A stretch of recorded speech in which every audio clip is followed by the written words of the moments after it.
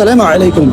Mga kapatid sa Islam, sinabi ni Propeta Muhammad sallallahu alaihi wasallam, "Kun fid dunya ka'annaka gharibun aw abirus sabil." Na sinabi niya sallallahu alaihi wasallam na ituring mo raw ang iyong sarili dito sa mundo na parang isa lamang dayuhan o kaya naman ay isang manlalakbay. Na kung kaya mga kapatid sa Islam, kung inyong nakikita itong nasa likuran ko, mga sasakyan, sila'y dumadaan lamang sa akin. Ganito ang buhay natin dito sa mundo, mga kapatid sa Islam. Tayo ay naglalakbay lamang dito. Dumadaan lamang tayo dito sa mundo. Na kung kaya, dapat nating pag-igihan at pagbutihin ang ating mga gawain habang tayo ay naririto sa mundo.